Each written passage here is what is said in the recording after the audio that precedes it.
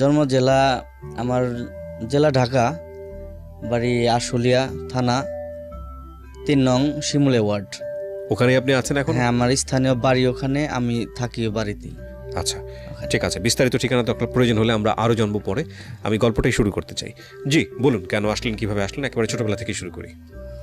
তো ছোটবেলায় থেকে আমরা নিম্ন মধ্যবিত্ত পরিবারের ছেলে। বাবা কি করতো আপনার? আমার বাবা টেলার্সের কাজ করতো, টেলার্সের দোকান ছিল। তো ওইভাবেই সাধারণত 8-10টা বাচ্চা কাচ্চার মতো আমরা বড় হয়েছি। কয় ভাই বোন? আমরা 3 ভাই। আপনি বড়? আমি বড়। সবার বড়? হ্যাঁ, সবার বড়। আমার বোন নাই। তো এরকম ছোটোবেলা থেকে স্কুলে যাইতাম, পোলাপানের মতো ফাইজলামি করতাম। তো ক্লাস 8 পর্যন্ত লেখাপড়া করছি। তো লেখাপড়ার চেয়ে ফাইজলামিটাই বেশি হয়েছে, এই কারণে তেমন বেশি আর খালি আব্বুর হাতে পিটানি এরকম কিছু। তো আর আমি নানুর বাড়িতে থাকতাম বেশি আর কি। আমার বাড়ি আর নানুর বাড়ি কাছাকাছি আর কি, একটা চকের এরকম কিছু। তো আব্বু ওটা মানতো না, ধরে নিয়ে আনতো, আনারা আর পিটাইতো ইচ্ছা ধরে। পরে এরকম করতে করতে যাই হোক লেখাপড়া করি নাই বন্ধু বান্ধবের সাথে। তখন বন্ধু বান্ধব বুঝতাম না, যার লোকে ভালো লাগতো তার সাথেই থাকতাম।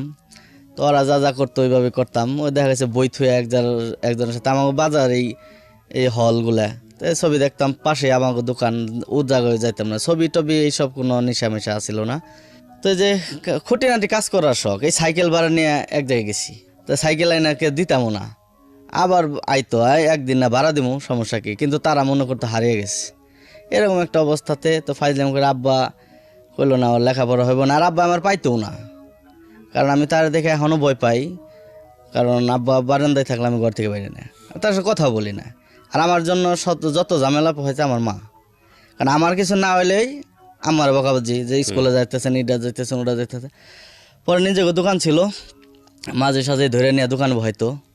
আমার বহাইতো একদিন খালি বাড়িতে আয় পারলে হয়েছে। ওই টেলারিং? হ্যাঁ, টেলার্সের। তো একদিন বাসায় আসতে পারলেই আর আমার খোঁজা পেতো না, আবার 2 দিন পরে পিঠে পুটে লয়ে যেত। তো জায়গায় কাজ কাম শিখছি মাঝে সাঝে। তো আব্বার দোকানে নিজের আব্বা মাস্টার, কাজ শিখতে দেরি হয় নাই। পরে শুদ্ধ হেঁটে দিয়েছে। পরে মোটামুটি বছর খানেকে কাজটা শিখে মোটামুটি মাস্টার।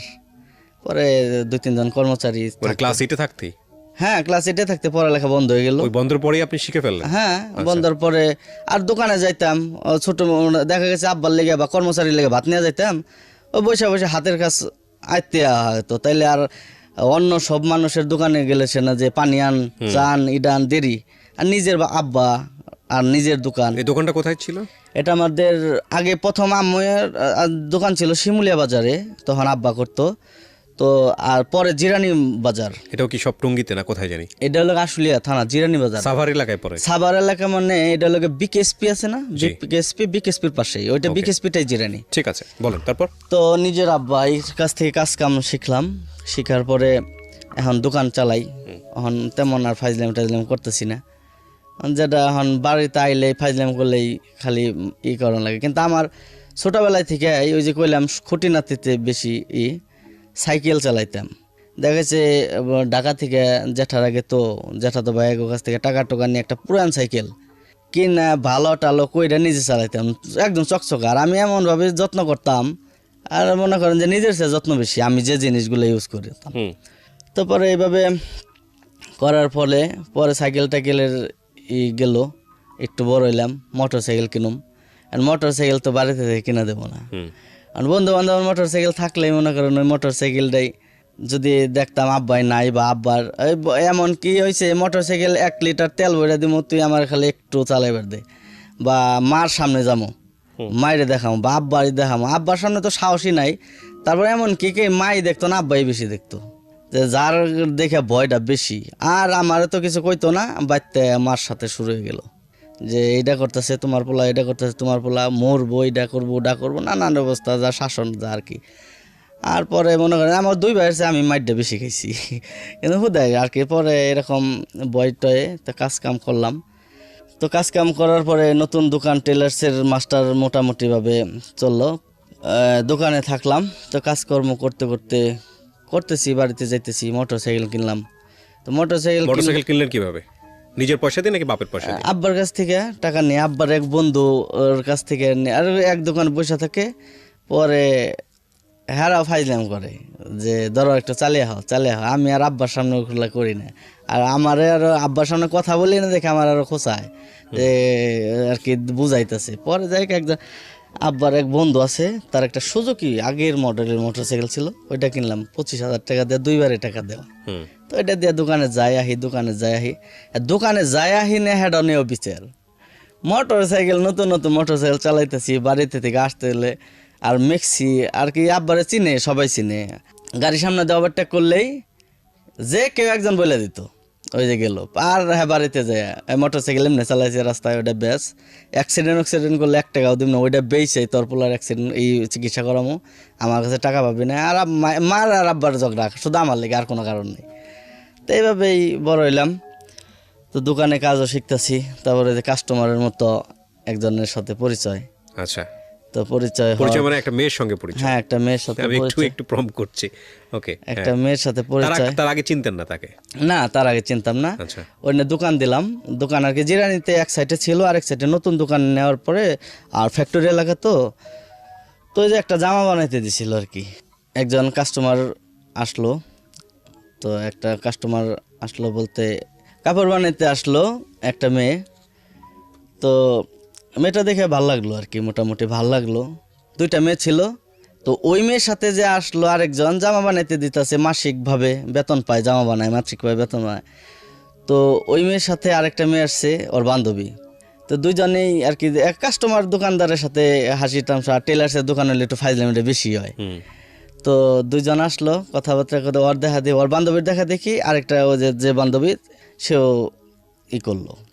জামা বানাইতে দিল তো জামা বানাইতে দিলাম তার ভালো লাগলো সবসময় মোড়ো টুরো দেওয়া থাকতো আর কি সবার চেয়ে একটু আলাদা ডিফারেন্স গার্মেন্টসের মানুষ দেখা গেছে কত আছে উন্না নাই ইডা নাই উডা নাই ওরকম না সুন্দর ভদ্র আর কি চেহারা ফেস কাটিং দেখে ভালো লাগলো ভালো লাগার পরে আমি আর বলতে পারতাছি না আর বলিও না কিন্তু মানে রেগুলার আপনার ওখান থেকে কাপড় বানাতো হ্যাঁ কাপড় বানাতো আবার তার ভাবিও বানাইলো ওর সাথে পরিচয় হওয়ার পরে আরেকজন ওরাও কাস্টমার নিয়ে নাম জানতেন তখন পর্যন্ত নাম জানেন হ্যাঁ নাম জানি কি নাম মনি আচ্ছা হ্যাঁ কারণ লাগে নাম তো আমার প্যাডে লেখা লাগে ও কার আমার মেমোতে লেখা লাগে না যে এই নামের এই আরেকজন তার নাম লাগে আরজিনা আচ্ছা আরেকজন যে আপনার ভালো লাগছে কাকে মনিকে হ্যাঁ মনিকে আচ্ছা আর আরজিনার আর কি কিছুদিন যাতায়াতে দেখলাম আরজিনার আবার আমারে ভালো লাগতেছে এখন আমি জিনিসটা বুঝতে পারলাম কিন্তু তার আমার ভালো লাগে না এখন আমি একটা ফাইজলাম করলাম ওই আরজিনা আমার বলার আগে আমি আরজিনার কাছে বললাম যে তোমার বান্ধবী আমার ভালো লাগে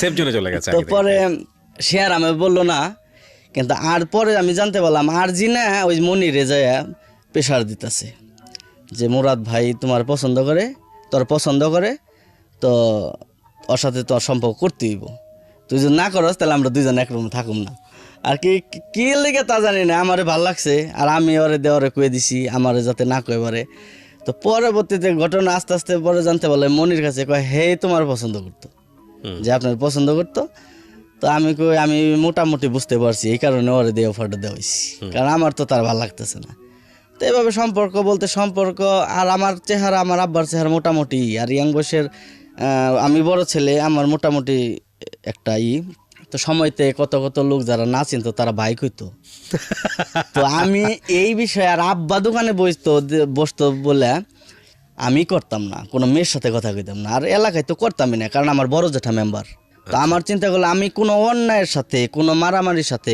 কোনো আর কি কোনো একটা নামে যে জিনিসটা নিয়ে বিচার আসার সম্ভাবনা আমি ওইসব কোনো কাজে যেতাম না কারণ আমার মাথায় একটা জিনিস নলেজে থাকতো সব সময় যার বড় জেঠা হলো মেম্বার ওরা করে মানুষের বিচার ওর বিচারটা যদি কিনা আমার বিচারই যদি আমার বাড়িতে যায় আর আমার বিচার যদি তারা করে তাহলে জিনিসটা কেমন দেখা যায় না নিজের বাড়ির তো বিচার যায় বারে আমি এই জিনিসটা নিয়ে আমি কোনো যাইতাম না কিন্তু নিজে ফাইজলাম করতাম মার খেতাম আব্বা শাসন করতো মা শাসন করতো সম্পর্কটা কিভাবে হলো হ্যাঁ তো সম্পর্কটা এইভাবে ওর মাধ্যমে সংসার হলো তো ওর ভেতরে হইলো গিয়ে ঢাকায় পোলা আমরা এই যে ফাঁকে থেকে করুম না ওখানে এই জায়গায় থেকে যদি না করে দেই যদি কিছু করে বা যদি প্রেশার ক্রিয়েট করে ওর ভিতরেরটা তো আর আমি জানি না ও আমার পরবর্তীতে বলছে এগুলো জানলাম পরে ভয়েই কয়েছে হ্যাঁ আমি রাজি ও কথা কয় দেখা করি আমি এবার মোটরসাইকেল নিয়ে সন্ধ্যাবেলা যাই বা একদিন থাকি দোকানে পরের দিন যাই তো ওই যে ওর ফ্যাক্টরি, আমি দোকান থেকে যাইতাম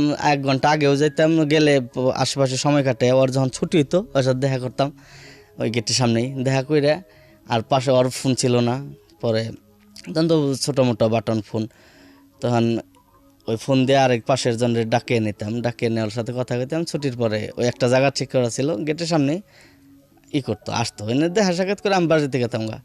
এও গেতে গেতে গেতে গেতে মনে করেন যে সময় গেল 7-8 মাস সম্পর্ক করলাম এইভাবেই। আর দোকান থেকে যাইতেছে জামা কাপড় বানাইতেছে, হালকা পাতলা কথা কইতে, আব্বাই না থাকলে কথা কইতেছে, কিন্তু দোকানে বয়ে কথা কইতাম না। ওই যে আব্বা আসলে যদি আব্বার কেউ কয়ে দিত, তো এই ভয়। আর কোনো মেয়ের সাথে কথা কই না, যদি ভাই মনে করে আমার কথা আব্বারে জিজ্ঞেস করলো, তো ওই সব ব্যাপার আমি কোনোই না। কিন্তু ওরে দেখে ভাল লাগছে, ওরে অফার দিছি, ওর সাথে চুরাম করে খেতে। তো হঠাৎ একদিন দেখি ওরা যে আমার দোকানের পাশে যে জায়গায় বাসা ভাড়া থাকে, ওর আব্বু একজনের সাথে বিয়ে ঠিক করছে। তো নতুন বাইক চালাইছি, হয়তো শখের জাম্পার সমস্যা ছিল, শরীর টলিল ব্যথা, আমি 2 দিন জ্বর বাড়িতে। তো ওই বাসায় ওর বান্ধবী আমার ফোন দিছে, কয় ভাই আজকে তো মনির বিয়ে। হঠাৎ কোনো কিছু জানলাম না, ওর আব্বাই মনে হয় পাত্র দেখছে বিয়ে, এখন সত্য না মিথ্যা জানি না। আমি ওই অবস্থায় জ্বর টল নিয়ে আসলাম জিরানি।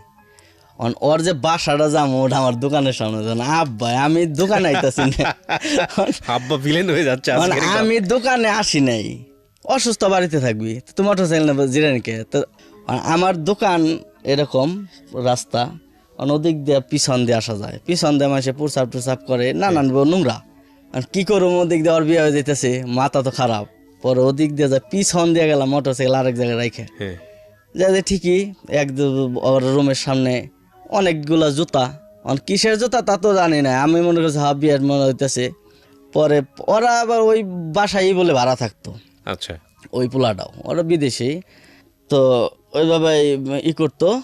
তো আমি যাই ওই পোলারে ডাকে, ওই যে বাড়িতে ভাড়া থাকে, ওর বাইক না আবার আমার বন্ধু,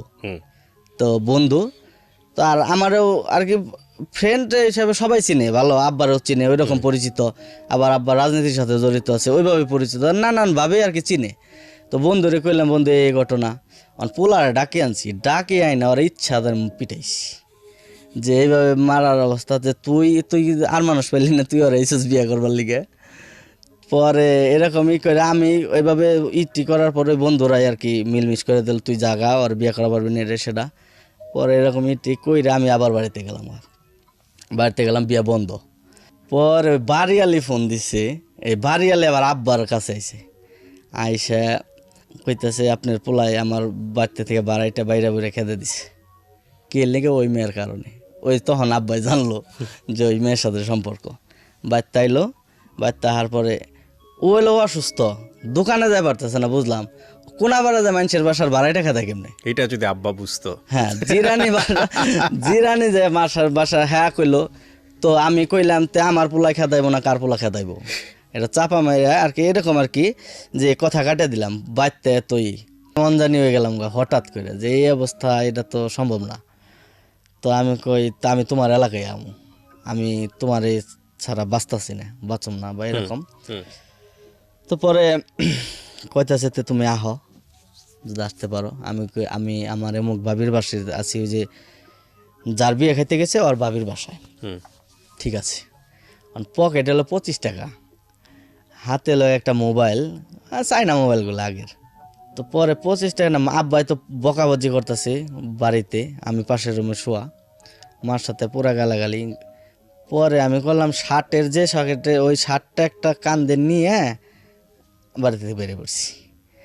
বাইরের পর টাকা আছে 25 টাকা, টাকা নাই, গায়ে বান্ধা। আমি তো এত দূরে যাইও নাই, রাস্তায় বেরোলাম। আমার দোকানের পাশে একজন ডিসলাইনের কাজ করতো, নজরুল ভাই, তো উনি দিয়ে আসতেছে। আমি কই, ভাই করেন, হ্যাঁ 100 টাকা দেন। তো ওর টাকা নিয়েছি, কাউন্টারে গেছি, সবাই চিনে।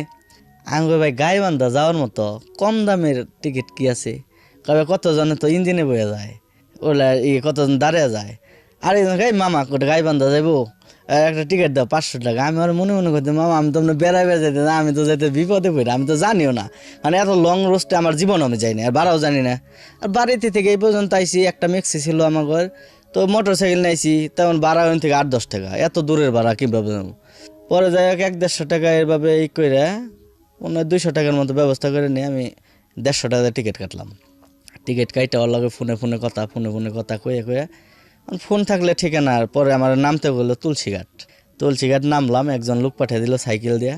পরে ওই যে বাসায় গেলাম, বাসায় যাওয়ার পর তো অবাক, কি কয় ওখান তো আব্বা আমার খুঁজা পায় না, না পাওয়ার পরে আমি ওর কাছে যাওয়ার পরে যাকে সেভ মতো আমার নিল, নেওয়ার পরে কথাবার্তা কইলাম যে এখন কেমনি কি। আমার উদ্দেশ্য তের আগে একটু কই নেই, আমার উদ্দেশ্য হলো গিয়ে আমার এক ফুয়াতো বোন জামাই আছে বাবুল ভাই, ওনারে আমি বলছি কি যে আপনি তো ওই কলোনি ভাড়া দেন, আমার একটা রুম দিবেন, আর প্রথম মাস চলার লেগে কিছু চাউল দিয়েন আর 2-1 হাজার টাকা দিয়েন, যে আমি ওই মেয়েরা নিয়ে পড়ুম। আচ্ছা ঠিক আছে তুই যা। মানে ও জায়গায় যখন মেয়ের এলাকায় যাই পড়ছি, এখন একটা বেবাও আর একটা মেয়ের বাড়িতে একটা পোলা গেছে, ঢাকার পোলা। এখন তারা তো মনে করেন যে এক পক্ষে বেড়াইতে গেছি এরকম একটা অবস্থা। আর ওই এলাকা 95% লোক আমার ওই দোকান যে জায়গাটায় ওই জায়গায় থাকে। এখন দোকানের লোক সব চিনে, ভাই আপনি ওই জায়গায় আর কি। পরের দিন এটা তো পরে ওই গেলাম, আমি কই না এই জায়গায় থেকে তো যাই পারব না। হন আবার কিছু এলাকার পুংডা পোলাপান আছে, যার পর যে বাবির বাসায় গেলাম, ওর বাসায় থেকে আরেক এই যে মনির খালার বাড়িতে গেলাম, কই ডাকে এটা ঢাকার পোলা। তো ওর খালার এই সব কিছু খুইলে কইতে গেলাম যে বলো যে আমাদের বিয়ে এখনো হয় নাই, কারণ বিয়ে ছাড়া একরকম সাহস, বিয়ে হইলে একরকম সাহস। আমার ভিতরে প্রেম করছি, ভালোবাসছি, ব্যাস এই পর্যন্ত। পরবর্তীতে এই জিনিসটা কোথায় যে দাঁড়াইবো, কীভাবে হইব, ইমোশনাল জিনিসটা ওরকম বুঝিও নাই, আর কোনো খারাপ কোনো চিন্তা ভাবনা তাও আহে নাই। সেফ মতো প্রেম তো প্রেম পবিত্র জিনিস, ওর মধ্যে খারাপ জিনিস আইব কি লিগে, পবিত্র তো পবিত্র, প্রেম করছি এইটাই সত্য। আর তার মধ্যে আমার বাড়িতে যে রেখেছে, আমার আব্বার সামনে আমি কথা কই না, কিন্তু আমার মায়ের জানাই। হ্যাঁ, কোন একটা মেয়ের সাথে কথা বললো আমার আম্মা ওটা জানে। এমনকি ওর সাথে আমি ফোনে কথা কইছি, আমার ওর রুমে নিয়ে দেখাইও দিছি। তোর খালারে কইলাম, ওর খালাই করলো যে ঠিক আছে এত চিন্তা ভাবনা করো। ওর খালা এবার মনিগো বাড়িতে নিয়ে এলাম একটা ভ্যানে, এত দূর ভ্যানে গেলাম, এইভাবে দুই পাশে বসে ভ্যান, ওই নিয়ে বসতে পারি না, মনে পইরা যাই। তো পরে এইভাবে আসলাম, অনেক দূর 4-5 কিলো রাস্তা এলাম। পরে ওর খালা ও বাড়িতে নিয়ে এসে ওর চাচির বাসায় বসাইলো, বসে ওর আব্বারে কইলো, ওর আব্বা তো ঢাকা, ও বাড়িতে কেউ নাই, ওর চাচারা। এদিক দিয়ে আমার আব্বা ফোন দিছে, জানছে ওর আব্বারে ডাকে আনছে, ওর আম্মারে ডাকে আনছে। আমার শাশুড়িটা মাটির মানুষ আর কি, তো কোহান বলো দাও, তো অনেক ভালো তাগো দুজনের। হ্যাঁ, মনির মা, হ্যাঁ, মনে করেন যে পাগল একদম, আমার ছাড়া বুঝেই না কিছু, এরকম পাগল। আচ্ছা। তো পরে তাগো ডাকে আনছে আব্বাই, ওই যে আমার যে আব্বার বন্ধুর তার জ্যাঠাশের মেয়ের দিয়ে কথা চলছিল একটু বিয়ের, তার বাড়িতে। ওই জায়গা থেকে মনির ফোন দিছে, তোমার কাছে কি মুরাদ গেছে? ওরে তো এদিক দিয়ে পাইতেছি না, যদি কিনা তোমার কাছে যায়, তুমি যদি লাই দাও, আমি পাশের দাঁড়িয়ে শুনতেছি, তোমার কাছে যদি প্রশ্রয় পায়, তাহলে তোমার মা বাপরে কাইটা পানি দিয়ে বাসে দেব। আপনার বাবা বলতেছে? হ্যাঁ, আব্বা বলতেছে। আরে ও কইতেছে যে বাবা মা তো বুইড়া হয়ে গেছে, বাঁচবে কয়দিন, যার সাথে সারা জীবন থাকুম, হ্যাঁ যদি ভালো থাকে। এই লোক আব্বাই রাগ রিপ্লাই দিছে এরকম। হ্যাঁ, যে আব্বা তো আমি ওই জায়গায় পাশে দাঁড়ানো, অপমান হওয়ার সুযোগ থাকে। হ্যাঁ, তো এরকম একটা অবস্থা। তো আব্বা আমার ছেড়ে দিল, কনফার্ম হলো আমি ওই জায়গায় গেছি। আমার ফোন টোন টোটাল বন্ধ। রাত্রেবেলা ওর চাচা আমার কইতেছে, বাজার যান, আপনি ঢাকায় থেকে আইসেন, আমরা বলুমনি যে বেড়াইতে আইসে, আপনি যদি বিয়ে না করেন তাও এখন যাইতে পারেন গা, ভাই বোনের সম্পর্ক। আবার দেখি কিছু এলাকার পোলাপান গুনগুন করতেছে, আয় করতেছে ভাই আপনি কি করেন? ভাই আমি এক দোকান কর্মচারী, দোকান থেকে পরিচয়, এইভাবে আমার দোকান উঠাম দেন না। ওর মনির আবার ছোটো, হ্যাঁ চাস্তো ভাই, ওই ও দোকানের মালিক। আমি মনে করতেছি, তুই যে প্রশ্নগুলো আমার করতেছস, তুই তো আমার এলাকায় গেলে আমার চেহারা দেখলে তুই আমার সামনে আবি না। তো যাই তোর এলাকায় আইছি, যা খুশি ওরা আর কি একটা দান্দা করতেছে যে ঢাকায় থেকে পোলাইছে। তো লাস্ট পর্যন্ত এইভাবে আবার 2-1 ওই যে কইলাম আমার এলাকায় থাকে, তারা ভাই আপনি জায়গায় এটা সেটাই বেড়াইতে আইছি। তো ফোন টোন বন্ধ, রাত্রে হয়ে গেছে। আর বিয়ে করাইব, আর আমার কাছে টাকা নাই। আমার একটা ফোন আসছিল, ফোনটা কইছি দিয়ে বিক্রি করে দাও, তো বিক্রি করলো না। না তোমার ফোন তোমার কাছে থাক। ওরা ম্যানেজ ট্যানেজ করে উকিলের কাছে যাইতেছি, কোর্ট ম্যারেজ করুম, উকিলের কাছে যাইতেছি ক্ষুদ্র কোমরপুর। তো ভ্যানে করে নিয়ে যাইতেছে। আর আমার যে উকিল হয়েছে, হ্যাঁ আমার মনির এক পক্ষে মামাকে লাগে, এক পক্ষে দুলাভাই লাগে। পরে আমরা বৈশা বৈশা যাইতেছি, এক ভ্যান চালাইতেছে একজন। তখন বিয়ে করতেছি, বিয়ে কি জিনিস আমার কিছুই বুঝতে পারছি না। বিয়ে করুম, ভ্যান চলতেছে না জোরে, হ্যাঁ ভ্যান চালায় না কিলে, ভ্যান আলা কি মনে হয় মামা কয় কি ভ্যান যে চালাইতেছে হ্যাঁ তোমার বড় সম্বন্ধী। হেই কি কয়, আমি তো জানি না কিছু। তো মনির বড় ভাই, হ্যাঁ খুব ভালো আর কি। আমার শ্বশুর বাড়িটা মনে করেন যে অন্যরকম, একদম খুব ভালো পরিবার। ওকে, তো পরে আমি তখন জানলাম যে হ্যাঁ আমার বড় সম্বন্ধী। তো গেলাম আস্তে আস্তে উকিলের বাড়িতে, টুপি মুপি মাপতায় দিলাম, একটা বইলাম পশ্চিমমুখী এই কইরা।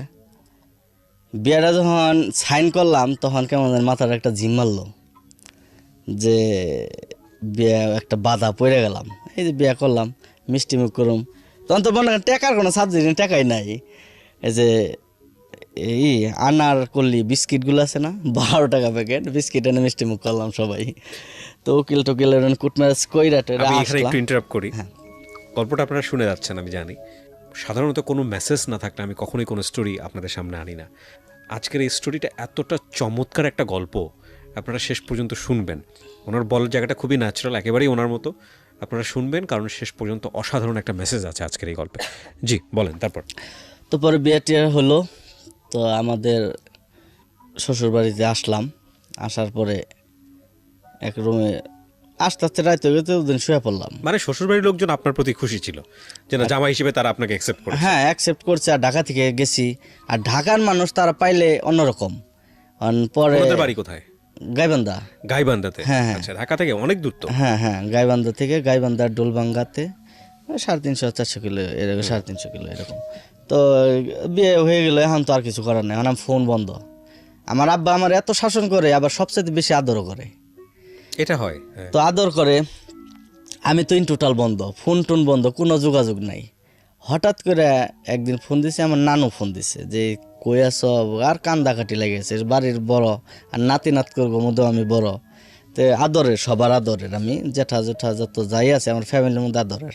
তো এরকম করতে করতেই হইলো, ফোন করলাম, কে জানি নানু না নানা ভাই, কেউ একজন ফোন দিছে। ফোন দিয়ে কথা কইতেছে, ফোন খোলা পাইছে আম্মার কানে গেছে আর কি, আমার মার কালে। পাগল হয়ে ছুটে গেছে, কি ব্যাপার তোর আব্বা তো 2 দিন ধরে হাট ফেলে গেছে। আল্লাহ কি কয়, আব্বা হাট ফেলে কি লেগে? হ্যাঁ আমার খালি মারে আর এই করে, কয় না আমি আব্বা আমার বকা দিলে বা আমার মারলে পরে আলাদা যায় কান্দে, এরকম আর কি। কিন্তু ওর দিক থেকে আর কি বাবারা কিন্তু এরকমই, বুঝাইতে যায় না যে কতটা, এই যে এখন বাবা হইছি এখন বুঝি জিনিসটা। তো এরকম, তো আমি কই না। পরে আমার আম্মা কইলো কি, তো বিয়ে যখন করে ফেলাইছ তুমি করো, বউ বাসায় রেখে আসার পরে তোমার বড় আম্মা যে মেম্বারের বউ, যে তোমার বড় জেঠি আর আমি যাই, হ্যাঁ দেখার কথা কয়ে যে দেখবার গেছিলাম, পছন্দ ছিল লয়ে পড়ছি, এইভাবে নিয়ে মনে তুমি তোমার মতো বাইতে বড় আমাকে পাগল হয়েছি আমি, বলেও রাখতাম না। নিলে 2 জন বিয়ে জন করছি একসাথে, তারপর তুমি না নিলে, যে ওরা ফাঁকির, তুমি এলাকা থেকে ধমক গেলাগা।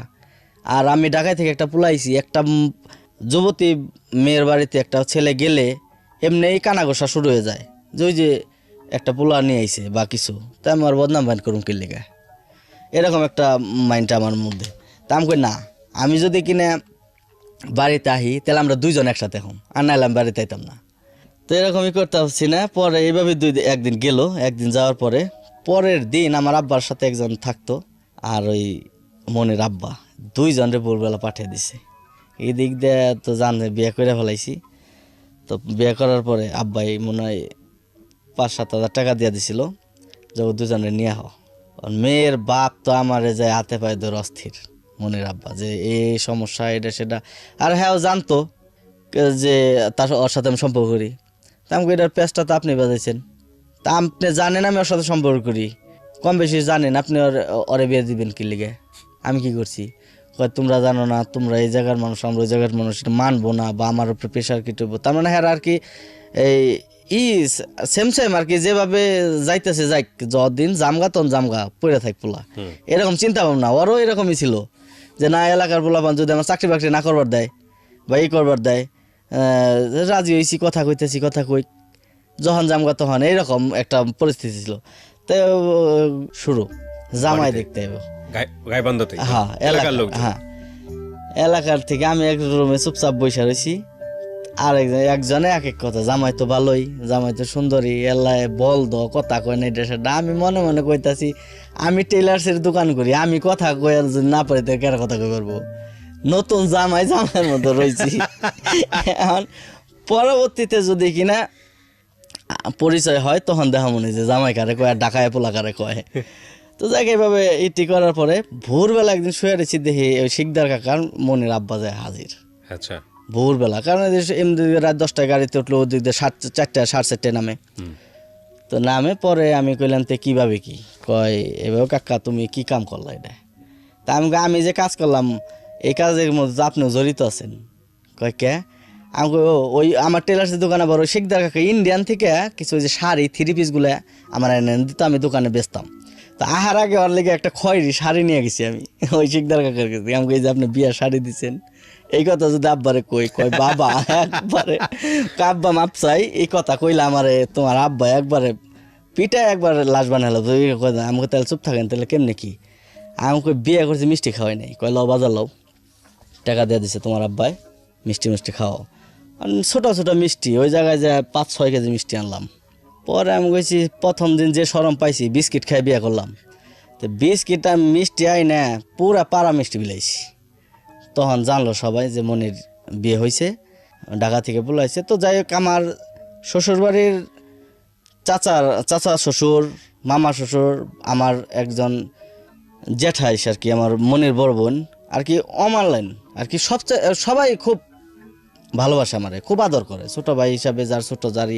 আর আমি খুব মিষ্টি মুষ্টি খাওয়াই পরের দিন বাড়িতে আমি রাত্রেবেলা গাড়ি উঠলাম, ভোরবেলা রাত 2:30 বাজে নামলাম আমার এলাকায় জিরানি নাইমে এখন বাড়িতে যাবো না, এখন বাসা ভাড়া থাকবো না, বাসা ভাড়া থাকবো বিয়ের কথা যাই নাই গেছে। আমার জ্যাঠাতো ভাইয়ের ফোন দিলাম, আমার ভাই বড় ভাই লুৎফর ভাই, যে ভাই আমি তো আইছি, তো কী করুম? পরে আমি কিছু কয়ে পারুম না, কারণ আমার মেম্বার জ্যাঠার তার সামনে আমার আব্বাই কথা কয় না, সবার বড়। ফোনে যে কথা কইতেছে জ্যাঠা আবার শুনতেছে, কয় কেরা? কয় মোরাদে। কয় যা হয়েছে বাড়িতে পড়বার কও। আমাকে এত না পাই গেছি, গার্জেন বড় গার্জেন কয়ে যেতে বাড়িতে যেতে। তো বাড়িতে যে আমার বাড়ি আর আমার মাঝে একটু আর কি একটা মানুষ যাওয়ার মতো খুলি, এই বাড়ি কিন্তু পুরো এরিয়াটা আমাকে আর কি 2টা বাড়ি, বড় জ্যাঠা আর আমার আব্বা, সবার ছোটো এরা থাকে, আর 2জন ঢাকা থাকে। যখন কিনা জ্যাঠা কইলো পরে কয় বাড়িতে পর। তো বাড়িতে গেলাম ভোরবেলা, পরে জ্যাঠার রুমে ঢুকলাম, ঢোকার পর ওই বাসায় হান এই রুমে থেকে আব্বাই তো পুরো রাগারাগি। আমি কী ব্যাপার? হ্যাঁ না বলে অজ্ঞান হয়েছে, হ্যাঁ না আমার লেগে এত কান্দা কাটিতে এই বকাবকি করতে গায়ে মাইনা নিতেছে না, পুরা আর কি রুমে আইতেছে না, জ্যাঠা রুম বিদায় এই কারণে আসতেছে না, আমার রুমে থেকে বকাবকি করতেছে, আমি শুনতেছি। তুই অবস্থাকে মায় আইলো, কি সাহস তোর, এই কাজটা করে ফেলাইলি আর কি? না না না, আর কতজন আইতেছে, এই মোরাদে বউ নিয়ে আইছে।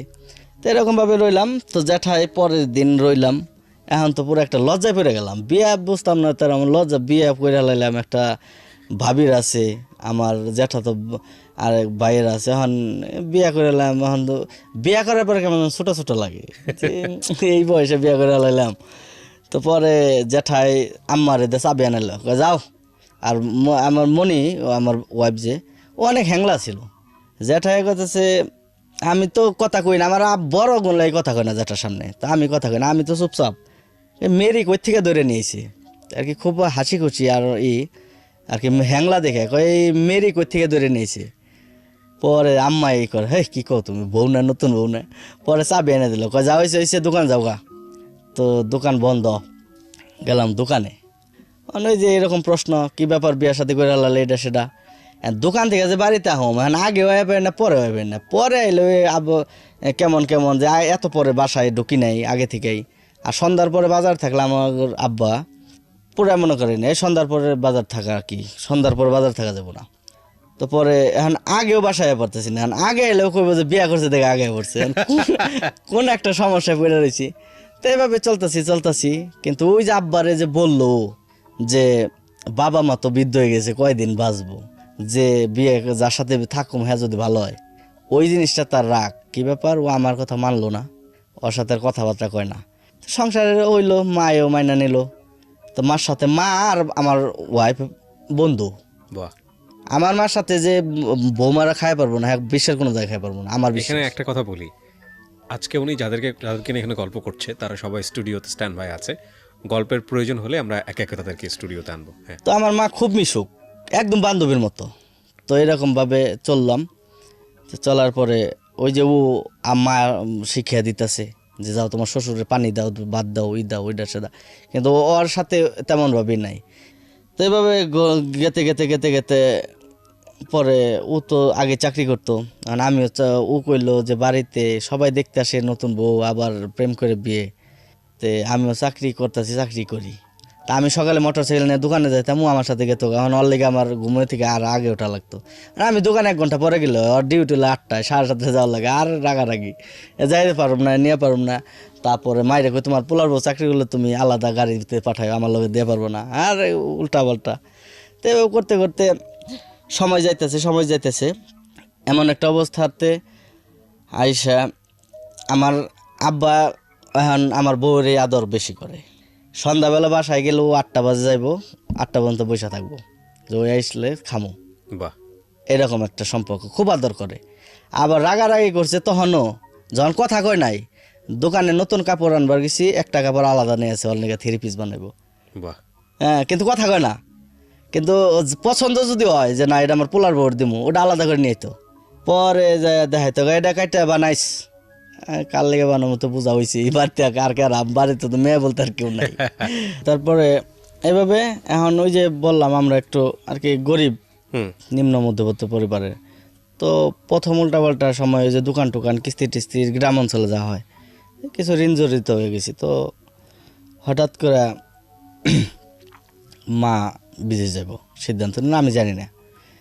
পরবর্তীতে আর কি যেদিন পাসপোর্ট জমা দিতে যাবো তো ওদিন আমি জানলাম। তো আমি খুব খারাপ লাগলো।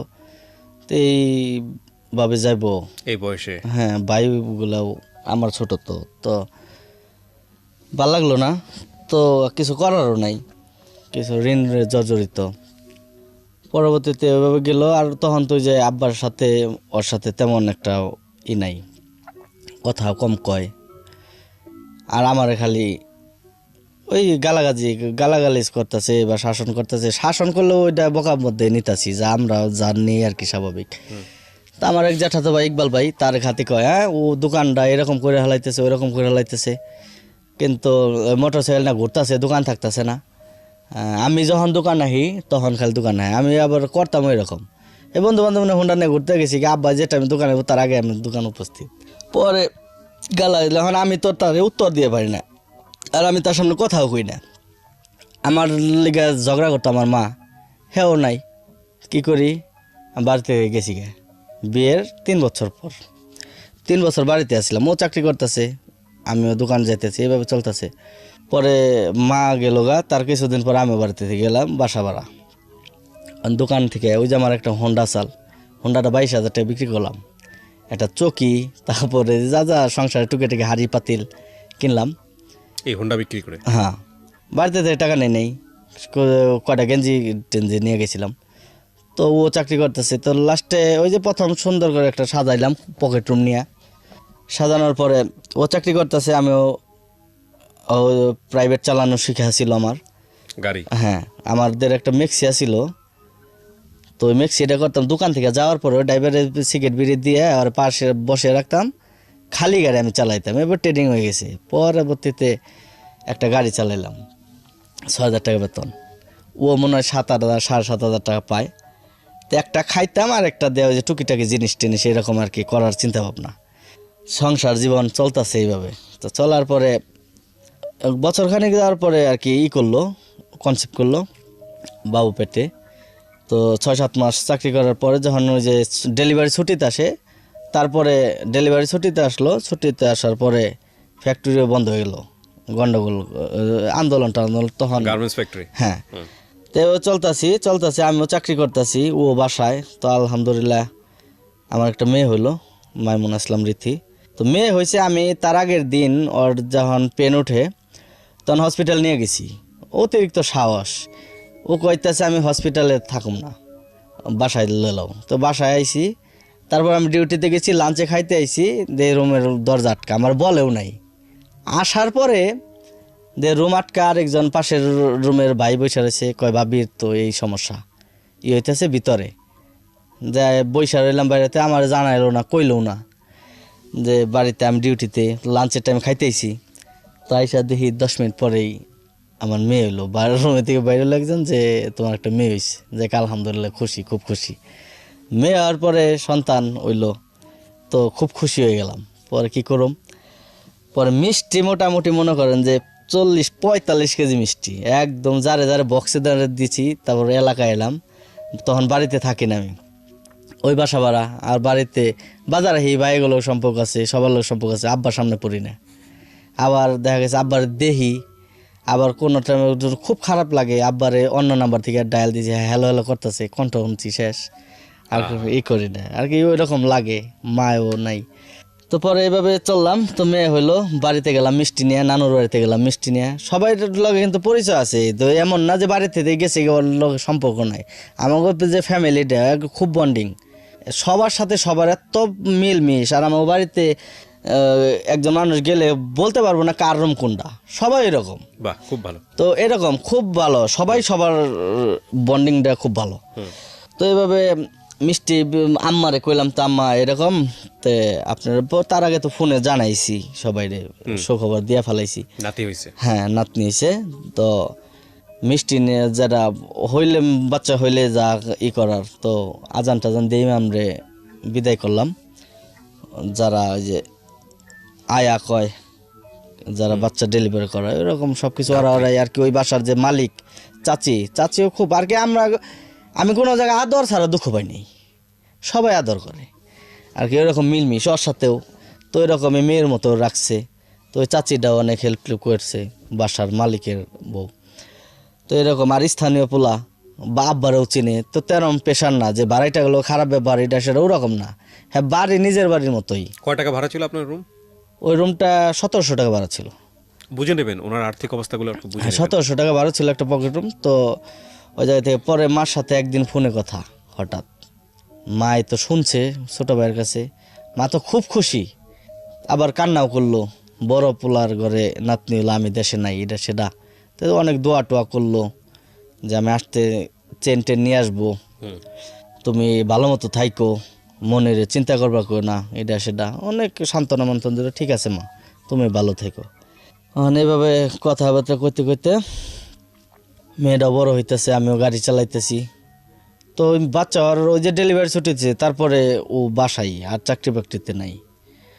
আমি গাড়ি চালাইতেছি, তো তার মাঝখানে আবার ওই যে মোটর সাইকেলের নেশা। তো একটা সেকেন্ড হ্যান্ডে মোটর সাইকেল কিনলাম 15-16-20 হাজার টাকা দিয়ে, ওইটারে আবার 5-7 হাজার টাকা খরচ করছি, নিজে চালাইছি, নিজের শখ মিটছে। আবার একটা ভালো পার্টি পাইছি, বিক্রি করেছি, 5-7 হাজার 10 হাজার টাকা লাভ। এইভাবে চলছি সুন্দর। আর মেয়ে হওয়ার পরে তো একদম খুশি, খুব খুশি। মেয়ের যা যা লাগতেছে, একজনের দেহা দিয়ে কিনতেছি, যা লাগতেছে তা ওইটা একটা লাগলে সেটা 2টা আনতেছি। এইভাবে বড় হইতেছে, আস্তে আস্তে বড় হইতেছে। তো যাই হোক, এখন চলতেছিলাম এইভাবে সাংসারিক জীবন। তো মাঝখানে ছোট ভাইটাও বিয়ে করলো, আমার মেজোটা আর কি। বিয়ে করার পরে ওখানে আমি গেলাম ওই বিয়ে বাড়িতে, দাওয়াত করলাম আমারে। তো আব্বাই দেখলো। তো তারপরে একদিন হঠাৎ করে আব্বাই ফোন দিল আমারে, আমি আব্বার লগে কথা কইলাম। পরে আবার একদিন বাড়িতে আসলাম বাচ্চা নিয়ে, যখন ওর 1.5 বছর বয়স, মোটরসাইকেল সামনে বসিয়ে নিয়েছি। আব্বাই কোলে নিল না, রাগ আমার উপরে খুব রাগ। আমি বাড়িতে গেলাম, ভাই 2টা ছোটো, তো ও একা একা গেল গা বউ নিয়ে। তা আমি আর উদ্দেশ্য হলো গিয়ে, আমি দোকান চালাইতেছি, সব কিছু করতেছি। তো আমি তো আমার যে সাপোর্ট, আমার মা আমার পক্ষে কথা কয়, আমি তো তার সাথে কথা কইবেন না। তা আমার কিছু কইলাম, শুনি শুধু, আমি বলতে পারি না কিছু। তো এরকম অবস্থাতে আমার চাচি নিয়ে দিল তার কোলে, যে মোরাদের মেয়ে দেখলো, দেখে নিয়ে কোলে নিল না, এই প্রসাব করে দেবো এরকম একটা করলো। কিন্তু তার আরও নাতির শখ বেশি। আমার বাড়িতে মেয়ে নাই, আমরা 3টা ভাই। তো এরকম পরে কয়দিন পরে দিয়ে গার্মেন্টসের থেকে নিয়ে কইতে 5টা প্যান্ট বানিয়ে পাঠিয়ে দিছে, কুলে নাই রাগ আমার উপরে, নাতিলে প্যান্ট পাঠিয়ে দিছে। তো পরে এইভাবে গেলাম, তো এইভাবে টুকিটাকিভাবে চলতেছে আর কি। তো যাই হোক, হঠাৎ একদিন আব্বাই ফোন দিল, ওই যে ছোটো ভাইয়ের বউ অসুস্থ। তো ওই মাসে সামনের মাসে থেকে আমার আবার 2 মাস আমি চাকরি আর কি, আমার যে মহাজনের গাড়ি চালাইতাম প্রাইভেট, ওই ভাই আর মহাজন সম্পর্ক না, আমার খুব আদর করে, আমি ভাই ডাকি বা কাকা ডাকি, যাও গাড়ি চালাইতাম। তো ওই ভাইয়ের গাড়িটা বিক্রি করে দিল 1 মাস আজিরে। তো ওই টাইমে আব্বাই ফোন দিল যে আমি আমি আবার বেকার থাকতে পারি না, কাজ ছাড়া আমার থাকতে সময় কাটে না একদম, যেটা আমার ঠিক আর কি। তা ওই জায়গায় থেকে বাসায় যাইতেছি, হয়তো বাসায় যায় ই কর, তোর বউরে নিয়ে হসপিটালে যা। আমি ওই সিরিয়াস মনে হয় কিছু। তো পরে আমি ওই জায়গায় থেকে বাসায় যাইতেছি, আম্মায় ফোন দিল। আম্মা কই, আব্বাই তো আবার একটু রাগি। তা আম্মা ফোন দিল যে আমার মেম্বার জেঠা, তার ওয়াইফ জেঠি ফোন দিল, তুমি কই? আমি কই আমি তো ওই যে আব্বাই তো হসপিটাল যেতে গেলো, আমি তো এনে যেতেছি। কয় এখনো যাও নাই? আব্বাই দিয়ে পাশ থেকে কই যে এতক্ষণ লাগে। আমি কই আমি তো গেছিলাম একটা কাজের খোঁজে, আমার তখন চাকরি নাই। তো ঠিক আছে আমি যাইতেছি। পরে বাসায় যেয়ে কইলাম যে আব্বাই তো ফোন দিছে, আল্লাহ হসপিটাল যাই, মনে রে কইলাম। কয় আমি তো এই যে মাত্র উঠলাম, গোসল টুসল, আমি কই তাহলে দেরি হয়ে যাবো, তাহলে আমার এমনি বকাবকি করতেছে, আমি যাই। পরে গোসল টুসল কইরা ওই বাইরে গেলাম। বাইক নিয়ে না, বাসে থাকার পরে আসলাম, ডাক্তার দেখিয়ে আসলাম আর কি, নবীনগর দিয়ে গেলাম, ধামরাইয়ের ভিতর দিয়ে বাড়িতে আসলাম। বাড়িতে আমি ঢুকি না, আমি তো যাই না বাড়িতে। তো আব্বার সাথে একটু একটু আর কি হইতেছে। তো বাড়িতে না, বাজারে যাইয়া ওরে নামে দিলাম, ছোটো ভাই বউ ছোটো ভাইরে নামে দিলাম। তো আমি কইছি তো আমি বাসায় যামগা। তা আব্বাই ফোন দিল, কনে? আমি কই আমি যাইতেছি গা। তো যাইতেছি গা, জিরানি যামগা, বাসায় যাইতেছি। পরে কয় ভাত রাঁধছি, ভাত খেয়ে যাও। আমি কই না, আমি ভাত খাইছি, হোটেলে খাইছি, গুড়া সকাল থেকে না খাওয়া। পরে গুড়া মাছ, মলা মাছ দিয়ে ভাত খাইছি। তো ভাত খাইয়া বাসায় যামগা। ওই মুহূর্তে একটা ছোটো ভাই, এলাকার ছোটো ভাই ফোন দিছে যে ভাই আপনি না মোটর সাইকেল দেখছিলেন, তো মোটর সাইকেল একটা আছে, আপনি কি কিনবেন? আমি মোটর সাইকেল তো আজকে তো যাইতেছি গে। কই তাহলে আমি মোটর সাইকেল নিয়ে আসতেছি, আপনি নিয়ে দেখে এনে মনে। তো আমি কই ঠিক আছে আহ। তো টিকিট ভাড়া দিয়েছিলাম, ও আমার অর্ধেক রাস্তা থেকে নিয়ে গেল। তো ওই পালসার মোটর সাইকেল দিয়ে গেলাম। আপনার যাওয়ার কথা ছিল কোথায়? আমার বাসায়। আচ্ছা, হ্যাঁ বাসায়, ওই যে ছোটো ভাইয়ের নামে দিলাম, আমার বাড়িতেও গেলাম না, আমার বাসায় যাবো। হ্যাঁ। তো বাসায় থেকে অর্ধেক ওই যে জায়গায় থেকে গাড়িতে উঠছে, ওই জায়গায় থেকে ওই ছোটো ভাইটা মানে নিয়ে গেল। নিয়ে যাওয়ার পরে নলাম করে একটা জায়গা আমাদের ওনে, মাঝখানে একটা নদী, এখন ব্রিজ হইতেছে, ওই নদীর এই পারে মোটর সাইকেল থেকে আমরা নৌকা দিয়ে ওই পার গেলাম। তো যাই ইয়ামাহা একটা গাড়ি RX, সুন্দর মুইসা টুইসা রাখে, পরিষ্কার রাখছে দেখে আমি কইছি না, ইনি তো আমার মতো যত্ন করে, গাড়িটা পছন্দ হলো। নদী পার করলাম, নদী পার হয়ে ওই পার যায় মোটর সাইকেলটা দেখলাম। পরে কইলো যে হ্যাঁ মোটর সাইকেল তো পছন্দই হয়, কাগজপাতি আছে ঢাকা মেট্রো। তো পরে কইছি তো ঠিক আছে। তো আমার কাছে তখন 12-13 হাজার টাকা আছে। 13 হাজার টাকা আছে, তে মোটামুটি কাগজপাতি যেহেতু আছে, তার মোটর সাইকেলের দাম উঠতে গেলে 20-25 হাজার টাকা হইব। তো বাজারে গেলে ভাব করে দেওয়া যাবে, আর যদি নাই দেয় বাকি কাগজপাতি পরে নেবো, গাড়ি নিয়ে গেলাম। এরকম একটা ব্যবস্থা করে আসতেছি, নদীটা পার হমু, ওই গাড়ি নিয়ে নদীর পাশে আসছি। তখন থেকে ওই যে যার গাড়ি, ওই পারে গাড়িটা টেস্ট করছি, আমি ট্রায়াল দিছি, যত রাপ চালানো যায়, যত যাই করা যায় কমপ্লিট। তো হ্যাঁ বাজারে এসে টাকা দিয়ে দেবো, নদী পার হমু। ওই গাড়ির যে মালিক উনি কইলতে আমি নৌকা ডাক দিই।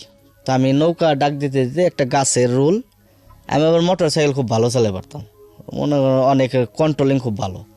তো পরে গাছের গুড়িটা দিয়ে আমি এই পার আনছি, তো চাকায় কাদা বললো। তো নৌকাটা উঠাইলাম নৌকার উপরে। তো পরে নৌকার উপরে উঠাইলাম গাড়ি ধইরা, নৌকার উপরে যাতে ঢাল ঢোল হয়ে না পরে আমি মোটর সাইকেল উপরে বসলাম, 2 মোড়া পাও দেয়া। নৌকার মধ্যে থেকে আমার ব্রেনটা কেমন জানি কাজ করা বাদ দিয়ে দিল আর কি। ওই যে গাড়িটা যে আমি নৌকায় উঠাইলাম, এই পর্যন্ত আমার ক্লিয়ার কথা, আমি এটুকা পর্যন্ত সুস্থ, আমি জানি না তা এই খুব ভালো মতো।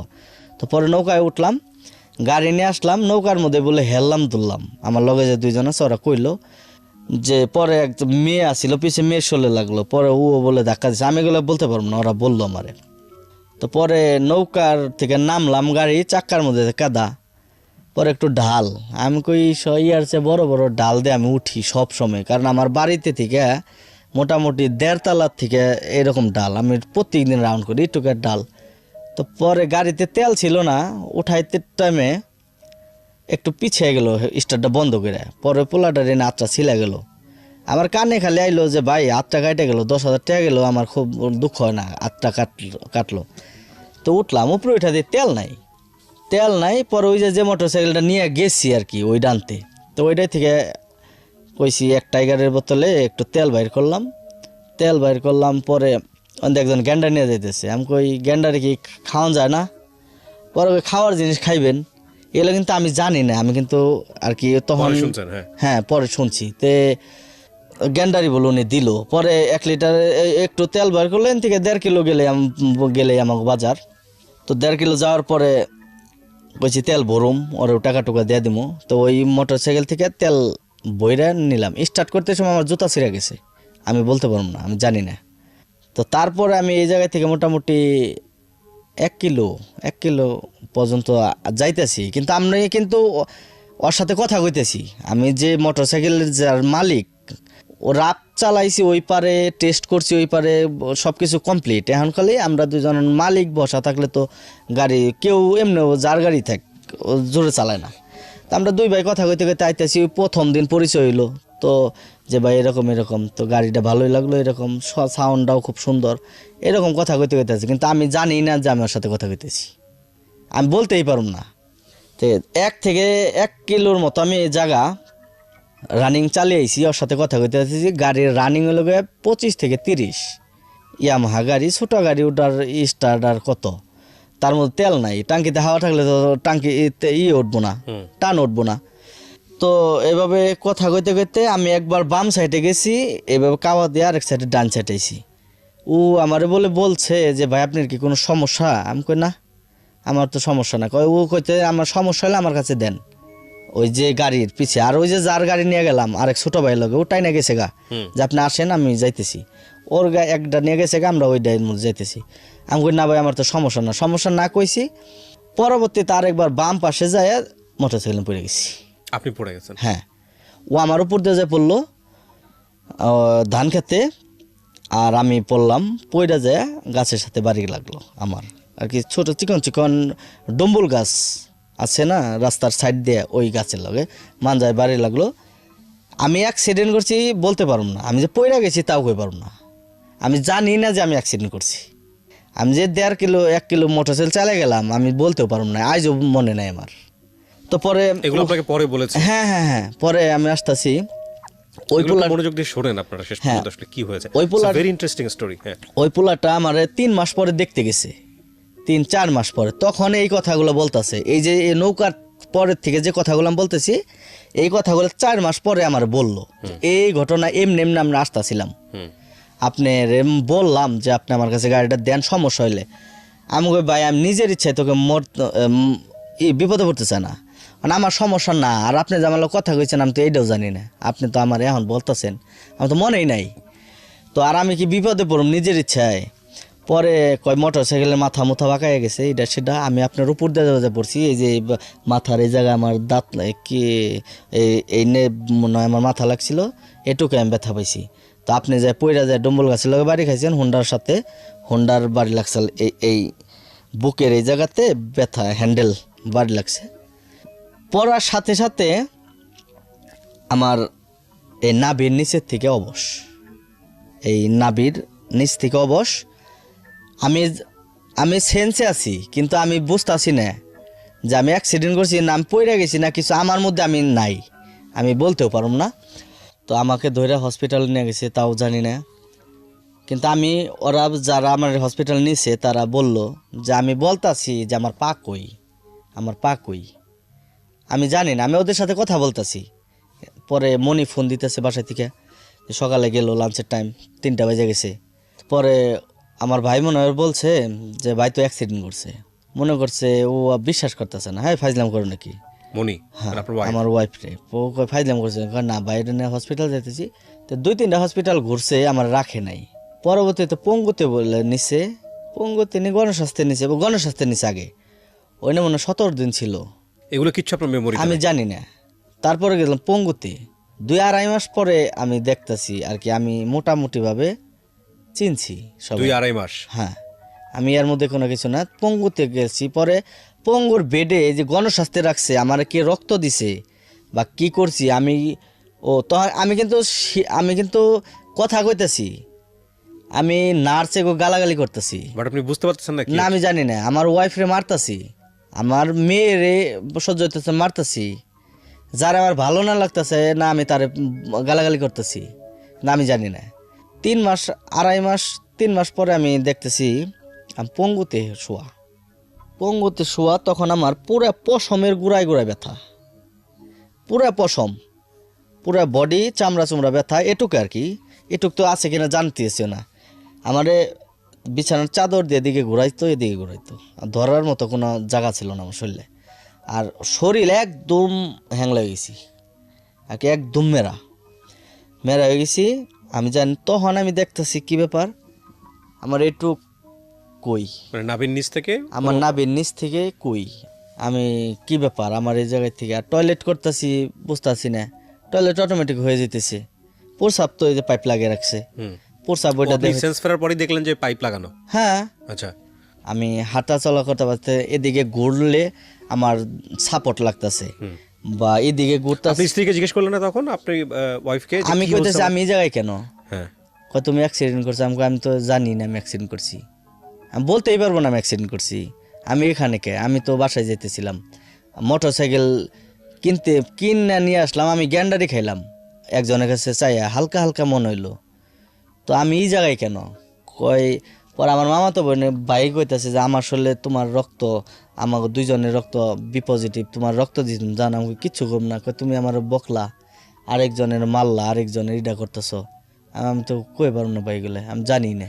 2.5-3 মাস পর্যন্ত কি জানা গেছে যে কি হয়েছে আপনার? হ্যাঁ, ওনারা কি পরে বলছে? পরবর্তীতে বলতেছি, আসতেছি আমি। তো পরে পঙ্গুতে যখন দেখতেছি এইটা, তো পঙ্গুতে কোনো চিকিৎসা পাইনি আমি তেমন ভাবে। ওরা মনে করছে আমার শরীরে যেহেতু হাত দেওয়া যায় না, মনে করছিল রগটা ছিঁড়া গেছে, তো রগটা ছিঁড়ে নাই। আর এই যে যে জায়গাটা বাড়ি লাগছিল, এই জায়গাটা ওরা অপারেশন করে নাই। ওরা করতো তার কোরবানি ঈদের আগে ছিল, তো 7-8 দিন আগে, আর কোরবানি ঈদের 25-26 দিন, হ্যাঁ কোরবানি ঈদের 25-26 দিন আগে আর কি এরকম ঘটনা হয়েছে। তো ওটা কোরবানির আগে ছিল বিদায়, ওরাও কেমন জানি সরকারি হসপিটাল, তদারকি ছাড়া আর কি, অতটা কেয়ার ছিল না, রিকভারি ছাড়া, রেফারেন্স ছাড়া তো কাজ করে না, কেয়ার করে না। তো আর গ্রাম অঞ্চলের মানুষ হসপিটালে বা থানা পুলিশের জায়গায় একটু কমই যায়, যত পারে না যায়, বিপদে না পড়লে। তো আমার ঢাকার ভিতরে যায় আমার এনে দৌড়াদৌড়ি করার মতো মানুষ এমনও নাই। আমার এক চাস্তো ভাই আছে, জ্যাঠাতো ভাই তানভীর, ঢাকা শহরেই হাজারীবাগে ওর বাড়ি। তো ওই দৌড়াদৌড়ি করতেছে, হসপিটাল ডাক্তারের সাথে কথা কইতেছে, আমার জ্যাঠা দৌড়াদৌড়ি করতেছে, আর আমার ভাইয়েরা আসতেছে, তারাও কথা কইতেছে। অ্যান্ড ডাক্তারের অনুযায়ী এমআরআই করছে, লোকাল এমআরআই, ওইটার মধ্যে এই না যে রক্তটা চাপ খেয়ে রয়েছে কি ছিঁড়া গেছে, ওটা অর্ধেক এমআরআই করছে। এনে আমি একটু জায়গাটা বুঝাই, এটা কি আপনারা একদম হিপের শেষের দিয়ে মাঝখানের জায়গাটা বলতেছেন আপনি? হ্যাঁ হ্যাঁ, মানে মেরুদণ্ডের একেবারে শেষ প্রান্ত? মেরুদণ্ডের শেষ রাস্তায়, টয়লেটের রাস্তার একটু পরে, মানে একদম হিপের, আমি যদি আপনাদেরকে বলি মেরুদণ্ডের একেবারে শেষ, আর হচ্ছে অ্যানাল সাইটের একটু উপরে, তার মানে মেরুদণ্ড থেকে 3টা কোটি উপরে। ওইখানে কি থেতলে যায় ধাক্কাটা লেগে নাকি? হ্যাঁ, মেরুদণ্ডের হাড্ডিটার নইরা গেছে 2টা, একটা নইরা যায় ওই যে স্পাইনাল কর্ড আর কি, আমরা যে অনুভূতি স্পাইনাল কর্ড খুবই হ্যাঁ খুবই সেনসিটিভ, অনুভূতির যে রগটা, ওই স্পাইনাল কর্ডের আর মেরুদণ্ডের হাড়ের চাপ খায়, আর রগগুলা তো সুতার মতো বলে, যে কারণে আপনার নিচের হ্যাঁ থেকে হ্যাঁ অনুভূতিটা অবশ। কিন্তু এই পারি আমার ভিতরে এই যে আমি বসতাতে আমার অসহ্য যন্ত্রণা হইতেছে, আমার জীবনের বাঁচানোর লেগে আমি বসে রয়েছি। আমার এখানে মনে করেন যে এই যে এগুলা আমার মনে হইতেছে আগুনের কয়লা, গরম দিলে যেরকমই হয়, আমার মাজার নিচ থেকে পায়ের তলা পর্যন্ত গরম আগুনের মতো। অথচ আপনার এগুলো কেটে ফেললেও আপনি টের পাবেন? আমি টের পাব না, কিন্তু আমি নিজে নিজে অনুভব করতেছি, আমার ব্যথা আমি সহ্য করতেছি। কিন্তু আপনি কি জিনিস এটা? এক্সপ্লেন করা যাবে না। হ্যাঁ, হ্যাঁ, আপনি আপনি ধরলে আপনি যে বলবেন যে এই যে বাড়ি মারতেছি আপনি বুঝতেছেন, আমি দেখতেছি কিন্তু বুঝতেছি না, কিন্তু ভিতরে ক্যালসিয়ামে কি হইতাছে, মাংসের মধ্যে কি হইতাছে, ওইটা আমি নিজে নিজে অনুভব করা পারতেছি। আচ্ছা, তারপর? তো পরে ওই রক্তটা চাপ খেয়ে রয়েছে। তো আমি ওই পঙ্গুতে শুধু কি করতো, সকাল 10টা বাজে একটা ইঞ্জেকশন দিত, ব্যথার ইঞ্জেকশন, ওই যে পশমের গোড়ায় গোড়ায় ব্যথা। দুপুরে খাওয়ান দিত, কোনো ওষুধ না, আর ব্যথা ট্যাথার ওষুধ মনে হয় যে আমাকে বাহির থেকে কিনাইছে, এডি খাইতাম। রাত 10টা বাজে ওষুধ দিত, ইঞ্জেকশন দিতেছে সরকারি ডাক্তাররা, ও ব্যথার ইঞ্জেকশন ওইন্দা যাইতাছে না, ব্যথায় আমার এদিকে নীল কামড়ে নিতেছে। ওগো বলতেছে যে কেন ওটা বেকা হয়ে গেছে, আপনারা লাগিয়ে দেন, কোনো গুরুত্ব নাই। পর আমি লাগাইতেছি না, বকাবাজি করতেছি, আর 2 দিন পর পর মানুষ মরতেছে, ঘন্টাখানিক পর পর মরতেছে। বেড কান্দাকাটি এখন দেখে তোর ভয় পেয়ে গেলাম। এরকম হন আমি কইতেছি যে এই জায়গায় আপনারা চিকিৎসা নাই, কিছু নাই, তা আমি এই জায়গায় এইভাবে সরেছি গা। আর পরে আমার ডাক্তার কাকার, আমার এক জ্যাঠা MBBS ডাক্তার ওই রকমভাবে, তো এখন উনি তাবলিগ জামাতে থাকে, হাজারিবাগের দোকান, আলোচনা করলো যে ভাইস্তার এই অবস্থা কেমনে কি। পরে কইতেছে যে আপনার ভাইস্তা আমাদেরও তো সম্পর্কের ভাইস্তা, তাহলে তা আপনি করেন। ওই একটা রেফারেন্স পেলাম, তো রেফারেন্স জ্যাঠা যখন কথা বললো, আগে বড় সবাই কথা কইছে ওগুলো আমি জানি না আর কি, আমি সেন্সে আসার পরে যেটুকু শুনতাছি। তো আমার জ্যাঠা বড় ভাই আর কি, আমার জ্যাঠাতো ভাই এমারত ভাই, আমাগো বাড়ির মধ্যে তো আমি বড়, তো এমারত ভাইও কথা বলছে ডাক্তারের সাথে। তো ডাক্তাররা যারা যা বলছে তারা তাই শুনছে। আর ওরা বললো রক্তটা ছিঁড়ে গেছে। ফিল্ডে আসে ডাক্তারগুলা এসে কয় এটা হক সাহেবের ভাস্তি জানা, কয় হ্যাঁ। ও আমারে কইতেছে এ রোগী আর ভালো হবে না, আমাদের দ্বারা তো অপারেশন করলে কুরবানিদের পরে অপারেশন করবো, 7 দিন ছুটি যেতে যাবো, ছুটির আগের দিন আইছে, তো এ রোগী আর ভালো হবে না, আমরা অপারেশন করলে শুধুমাত্র বসতে পারবো, আর কোনো কিছু সম্ভব না। আমি তো পুরা মাথা চেঞ্জ হয়ে গেল, আমি গালাগাজি করে দিয়েছি, এই কি আপনার ডাক্তার না মানুষ না জানোয়ার। আমি আমার গার্জেন আছে, আমার রুগী আছে, আপনি আমার গার্জেনরে যা বলেন যে রুগী বাঁচবো না, আধা ঘন্টা পর মারা যাব, আপনি আমারে কইতেছেন কি লেগে?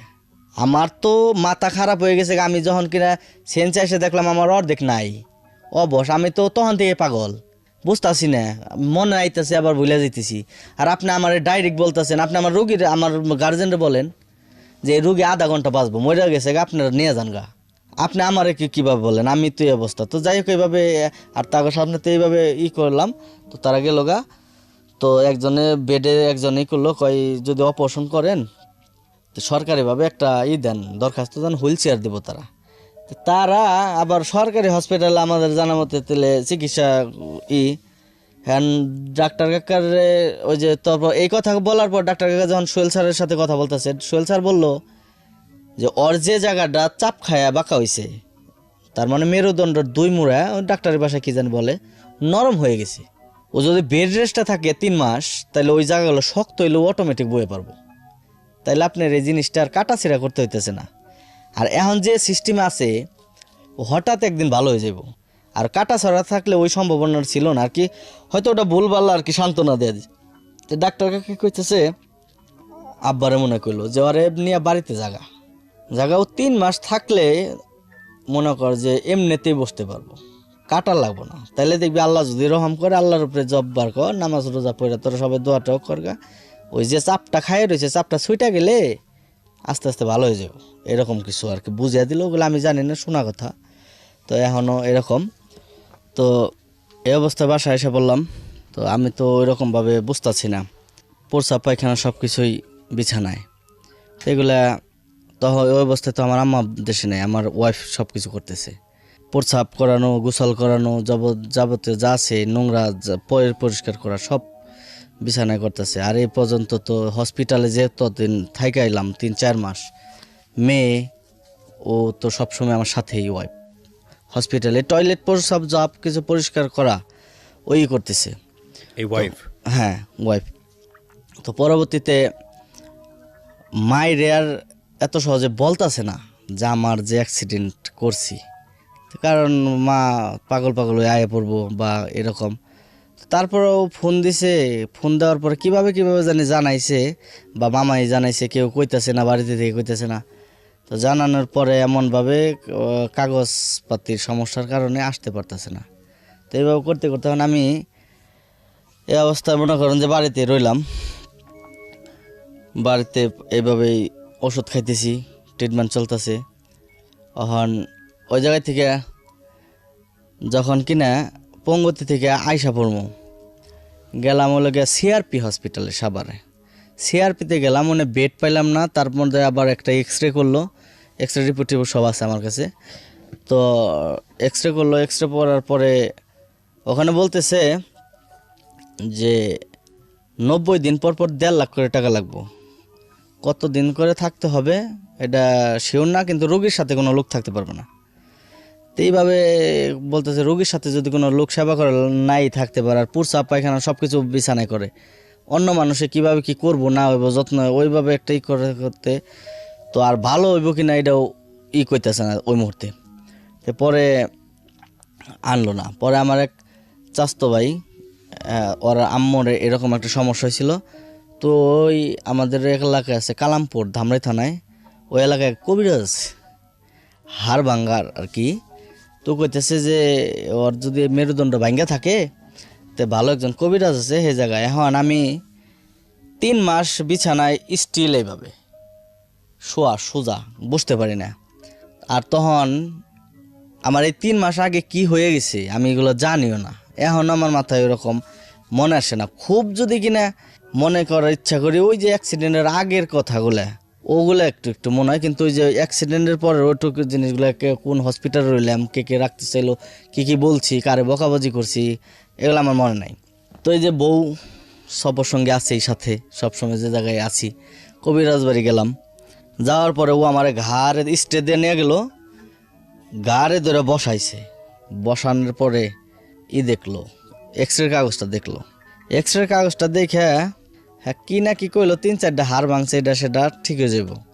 হাড় ভাঙার চিকিৎসা আমার নিজের চোখেও দেখা উনি ভালো করছে। তো ভালো করছে, 70 বছর 75 বছরের এক বুড়ি এই জায়গা থেকে জয়েন ছুটে গেছে, 8-9 দিনে ভালো হয়ে গেছে। আমার তো হাড় ভাঙে না, আমার তো সমস্যা রগে। এখন ওনার তো ট্রিটমেন্ট ভুল। কিন্তু ওই যে অ্যাক্সিডেন্ট যখন করলাম তখন যে পয়রা যে গাছের সাথে বাড়ি খেলাম, এই জায়গাটা এতটুক জায়গা আর কি রক্ত জমাট বেঁধে গেছে, নীলা পড়ে গেছে। এই যে কিছু কিছু ব্রয়লার মুরগি দেখবেন চাপ বেশি খেলে নীল হয়ে যায়, এরকম রক্তটা জমাট বেঁধে গেল। সেট রুম ভাড়া নিলাম 1700 টাকা দেয়া। যে আমার শরীরের ব্যথাটাতে গেছে, কিন্তু আমি যে কারণে আইছি ওইটা তো হইতেছে না, আমার তো মানজায় বল পাইতেছি না। পরে কথা এটা দেরি হইব, এটা সেটা আমাকে যদি দেরি হয় তাহলে আমি এই জায়গায় পড়ে থাকুম, যদি ভালোই না হয়। তা আমি যদি এইভাবেই থাকি তা আমার বাড়িতে যাই শুয়ে থাকুম, এই জায়গায় তো শুয়ে থাকে লাভ নাই। আমি ফ্লোরে শুইতেছি, আমার মেয়ে এইভাবে শোয়া, আমার বউ এইভাবে শোয়া, তার আমি বাড়িতে যাই গে। বাড়িতে এলো কিন্তু ওই যে গাছ ওষুধ লাগাইলো, এই যে জায়গাটা বাড়ি লাগছিল ভিতর থেকে জায়গাটা গেছে পইচা গেছে গা, উপরে স্কিন ঠিক আছে। তখন আমার এই জিনিসটা ব্রেনে অ্যাটাক করলো, আমি পাগল হয়ে গেলাম। আমি কি ওরা চিনি না জানি না, বকাবাজি করতেছি, মারামারি করতেছি। আমার আব্বারে দেখে আমি ভয় পাই, কেউ আমি চিনি না বাপকেরা। আবার কেউ দেয় ডাক পারতাছে, একজন আমার আছে মাফ করুক আমারে, আমি ভুল করে করছি, এগুলো সব কিছু আমার সেন্স আসলাম না আমি। তাছাড়া একজন কারণ ছাড়া একজন মানুষ আমি কি লেগে গালি দেবো। তো পরে আমি সবার কাছেই ভুল করছি এরকম। তো তারাও বুঝতে পারছে যে কি ব্যাপার, ও আমার সামনে কথা কয় না, এত ভালো একটা পোলা হঠাৎ করে এরকম আচরণ। তারা ওইভাবে মাইনা নিছে, কেউ মাইন্ডে নেয় নাই যে বাবা এরকম। তো চিকিৎসা করলাম। আমি যেটা বুঝি, মানে আমার এতক্ষণ গল্প শুনে যেটা মনে হয়েছে, ওনার প্রথমত উনি ধাক্কাটা খেয়েছে, সেটা হচ্ছে মেরুদণ্ডের একেবারে শেষ যে জায়গাটুকু থাকে ওইখানে অ্যানাল সাইটের উপরে, মানে এই জায়গাটুকু ওনার ধাক্কা খাওয়ার পরে আলটিমেটলি ব্রেনের কোনো একটা সেন্সেসরি পার্টে ভয়ঙ্কর রকমভাবে ধাক্কা খায় বা অফ হয়ে যায়, যেটাকে উনি বলছে স্পাইনাল কর্ডে ধাক্কা। এবং তারপরে বেসিক্যালি ওনার নাভির নিচ থেকে একদম পায়ের আগা পর্যন্ত সমস্ত কিছু অবশ, স্টিল না আজকে পর্যন্ত অবশ। কিন্তু যে ধাক্কাটা খেয়েছে ওই ধাক্কাটার ব্যথাটা ওইটা ওই জায়গাটুকু পচে গেছে, হ্যাঁ। এবং সেই পচে যাওয়ার জায়গাটা আবিষ্কার হয়েছে 4 মাস পরে। যেহেতু ওইটা ব্রেনের নার্ভের সঙ্গে যুক্ত, সুতরাং ওনার মধ্যে অনেক আবল তাবল আচরণ গ্রহ করেছে। কিন্তু এই প্রসেসে যেতে উনি ডাক্তার থেকে শুরু করে কবিরাজ থেকে শুরু করে আবার ডাক্তার, আর এই 4.5 বছর তো এটা একটা উপাখ্যান, হ্যাঁ। ভুল ট্রিটমেন্টে কী হতে পারে, আর একটা ছোট্ট জিনিস মানুষের জীবনটাকে কীভাবে এলোমেলো করে দিতে পারে। বাট আমরা কখনোই নেগেটিভ জিনিসটাকে বড় করে দেখব না। Life is all about struggle. যুদ্ধ আমাদের করতেই হবে, প্রত্যেকের জীবনেই আছে। আমরা বরং ফাইটিংটাকে বড় করে দেখব। অনেক পজিটিভ একটা মেসেজ আছে আজকের এই স্টোরিতে, বলেন তারপর। তো যাই হোক এইভাবে যখন ইমিডিয়েটলি করলো, অতটুকু মাংস শরীরের এক জায়গায় থেকে এক জায়গায় নিয়ে লাগানো সম্ভব না। কতটুকু মাংস? মোটামুটি 1 থেকে 1.5 কেজি। 1.5 কেজি মাংস ওখান থেকে? হ্যাঁ, এই যে আমি যতটুকু মোটার থেকে মেরুদণ্ডের হাড় পর্যন্ত যতটুক গর্ত, হাড় এইভাবে যে ড্রেসিং করে হাড়ের মধ্যে করকর করে আমি বুঝি, হাড় পর্যন্ত মাংস ওইটা ফালাইছে যেটুকু পড়ছে। তো পরে এতটুকু মাংস অন্য জায়গায় থেকে লাগানো সম্ভব না, তো এটার কোনো ট্রিটমেন্টও ওই নাই। অপারেশনকে মাংসটা ফালাই দিল, এটার শুধু ট্রিটমেন্ট একটাই, ওরে ভালো মন্দ খাওয়াইবেন, শরীরে থেকে মাংস বাড়বো, ঘাটা ছোট হইব। তো ছোটো হইতে হইতে পরবর্তীতে যখন কিনা গাড়ির সাইজটা ছোটো হয়ে যাবো তখন লগে এক জায়গায় থেকে মাংস কাইটা বলবো। তো যাই হোক এইভাবে করলো। তো ওই অবস্থায় ডাক্তারগুলো যে ড্রেসিং করতে আসতেছে, ওরা ঘাওয়ের পরিমাণটা দেখে, সিনিয়র ডাক্তারগুলো তো কাইটা কুটে অভ্যাস, ওরা যখন না থাকে, এমনি যারা ট্রেডিংয়ের জন্য আছে গণস্বাস্থ্যে, সাহস পেতেছে না। একটা মানুষ আছে আমার ওয়াইফকে অনেক হেল্প করছে, বাবুল ভাই নামটা বলতে হয়। ড্রেসিং তো তার গয়নে করি, আর আমি একটা জিনিস করি, এই অ্যাক্সিডেন্টের পর থেকে কিন্তু আমার একটা ইনকাম নাই, আমি পড়ে গেছি। আমার ইনকাম বলতে আমি তো এইভাবে কিভাবে চলতেছে ওটা তার আমি হসপিটালে বসে আর বুঝতেছি না কে দিতেছে, কে কী করতেছে, কে চালিয়ে নিতেছে। আর আমার ছোট ভাই, আমার মেজো ভাই যে অ্যাক্সিডেন্টের আমি একটা লোন উঠাইলো, কারণ আমার ওই রকমভাবে তো টাকা আমার পরিবারের সম্ভব না। তো লোন উঠায় 50,000 টাকা নিয়ে হসপিটাল গেলো, আর 50,000 টাকা হসপিটাল গেলে কি এরকম একটা ইয়া। তো এই যে শুরু হইলো, তো ঘাটা ওই বাবুল ভাই দেখলো, আবার আমার ওয়াইফ দেখতেছে, হসপিটাল নার্সরা কিছু যাইতেছে, সাহস পাইতেছে না, আবার বিশ্রী গন্ধ, রুম স্প্রে লাগে 2-3টা করে। এরকম অবস্থায় পরে বাবুল ভাইয়ের কইলো যে আপনি আমার শিখিয়ে দেন। আপনার ওয়াইফ বলল? হ্যাঁ, শিখিয়ে দেন। পরে কয় আপনি পারবেন, কয় শিখিয়ে দেন। পরে গ্লাভসগুলো হাতে নিয়ে ও দেখতে কাটাকাটিগুলো শিখলো। শিখার পরে ডাক্তার সময় মতো আসতেছে না, পাইতেছে না, ড্রেসিংও করে। আপনার কেমন লাগে যখন ড্রেসিং? আমি বুঝি না তো। ও, আপনার তো ওই আমার বোধ নাই, কিন্তু কেসি দিয়ে খোঁচা লাগলে পা ফাল দিয়ে দাঁড়িয়ে যায়। ও, পা অটো দাঁড়ায় যায়? হ্যাঁ, অটো দাঁড়িয়ে যায়। এই যে আমি যখন সুরসুরি দিমু, এই যে সুরসুরি দিলে ওই যে দেখেন আঙ্গুর কেমন করে, এগুলাই করে। এই যে অনুভূতি, এই যে দেখেন, এই যে পাউন্ডটা আমি কিন্তু না, এটা আউট অফ কন্ট্রোল, আমার কন্ট্রোল নাই। পাও তো বাঁকার মতো হয়ে গেছে। হ্যাঁ, এই যে বাঁকার মতো হয়ে গেছে। একটা জিনিস 4 বছর 4.5 বছর যদি ব্যবহার না থাকে তাহলে ওটা কি হয়? এই যে সুরসুরি দিছি, এই যে তখন অটো উঠতেছে, এই যে এটা আমার কোনো কন্ট্রোলিং নাই, এই কারণে তো আশাও ছাড়া পারতেছি না। তো যাই হোক, এইভাবে এখন ওই ড্রেসিং করতেছে, আর আমি খাইতেছি না, একদম কাবু হয়ে গেছি। আমার গামছা দিয়ে বান্ধা তারপর খাওয়াইছে। আবার আমার সামনে ও আইলে আমার মারতাছি, আমার ওয়াইফরে। আমার মেয়েটা সামনে আহে, আমার কাছে মনে হইতেছে ওরা আমার কেমন জানি কী করতেছে, ওই যে ব্রেন এলোমেলো হয়ে গেছে, ওরে মারতাছি, ঘুমের মধ্যে ওর দৌড়েছিবি দিতে যাইতেছি। আমার ওয়াইফ আমার থেকে আলাদা, আমি একলা একটা খাটে ও নিচে শুয়ে রয়েছে। তারপর তো ওইটা নিয়ে দৌড়াদৌড়ি, তো ঢাকা ড্রেসিং করতেছে। আর মাঝে সাথে 7 দিন 8 দিন 15 দিন পর যে ড্রেসিং ডাক্তারে দেখা আনতেছে কী পরিস্থিতি। ওই ডাক্তাররা বলতেছে ড্রেসিং কে করে, আমাকে আমার ওয়াইফ করে। কয় ভালোই পরিষ্কার রাখতেছে, তার ডাকান। তো পরে ওরাই দেখাই দিত যে এইভাবে করবেন, কারণ আমার নেওয়াটা সবচাইতে কষ্ট, ওই উঁচা করে নেওয়া। তো এই যে গোসল করি আমি 7 দিন 8 দিন পর, 10 দিন পর, এমন 22 দিন পর গোসল করছি কিছুদিন আগে। দৌড়ার মানুষ নাই বাড়িতে। তো এইভাবে কষ্ট করতে করতে আর ঘরে পড়া অবস্থায় ডাক্তার ট্রিটমেন্ট করতে করতে নিজেও যা ছিল। 20-22 দিন পরে গোসল করেন? আচ্ছা, ওনাকে দেন তো, আপনার ওয়াইফকে দেন, আপনি একটু কথা বলেন। 20-22 দিন পরে গোসল করে একটা মানুষ ঘরের মধ্যে আছে, খারাপ লাগে না? লাগে, খারাপ লাগে, কিন্তু ওর তো বের করতে সমস্যা হয়, সেই জন্য।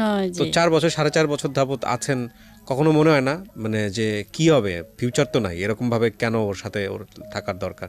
এই প্রশ্নটা আপনাকে করতেছি কারণ এটা আমাদের অনেক দর্শকেরই মাথায় আসবে, যে কারণে আপনার কথা একটু শুনি। হ্যাঁ, ঠিক আছে, সবাই এই কথাই বলে, কিন্তু আমি ভালো সময় ছিলাম, এখন খারাপ সময় থাকবো না, এটা তো ঠিক না। সেই জন্য আল্লাহ যার ভাগ্যে যা রাখছে, এটা তো কারো হাত নেই। আপনি যে ড্রেসিং করেন ওনার যে জায়গাটা, আমি একটা ছবি দেখিয়েছি, আমাকে পাঠিয়েছে, এটা কয়দিন পর পর করতে হয়? প্রতিদিনই করা লাগে। প্রতিদিন করতে হয়? প্রতিদিন। আল্লাহু আকবার। প্রতিদিন না করলে গন্ধ বের হয়ে যায়, যে ওখানে ইনফেকশন হয়ে যাবে, সেই জন্য প্রতিদিন করা লাগে। কি কি লাগে এটা করতে গেলে? পবিসব, সেলাইন, আবার গজ লাগে, আঠা লাগে, মেডিসিন যা লাগে ড্রেসিং করতে আমরা সব নিজেরাই কিনে এই নিয়ে জায়গাটা আসি। হচ্ছে মেরুদণ্ডের একেবারে শেষ ভাগ আর অ্যানাল সাইটের একটু ওপরে। হ্যাঁ হ্যাঁ, মানে আমি যদি বলি মলদ্বারের একটু ওপরে, একেবারে মাঝামাঝি জায়গাটা, একেবারে গোল করা। আপনারা যদি ছবিতে দেখেন, এটা খুব শুধু বোঝানোর জন্য আপনাদেরকে দিয়েছি। এটা রেগুলার আপনাকে ক্লিন করতে হয়। হ্যাঁ হ্যাঁ রেগুলার করা লাগে। আপনি তো আগে জব করতেন গার্মেন্টসে, এখন জব করতে পারেন? না। এই জামাইয়ের এই অবস্থার জন্য চাকরি বাকরি ছেড়ে দিয়েছেন। হ্যাঁ। তো সংসার চলে কিভাবে? উনিও তো কোনো কাজকর্ম করে না, করতে পারে না। এই তো চলে। 55,000 টাকা থেকে 4 লাখ টাকা নামাইছে। আমি কই থেকে নেই তা না, আমার একটা ইঞ্জেকশনের দাম 2200 টাকা।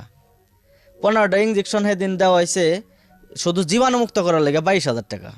আমার ঘর হলো মাটির। আমি কই স্যার আমার মাটির ঘর, বেচার মতো কিছু নাই, আমি ইঞ্জেকশন কিভাবে দেব?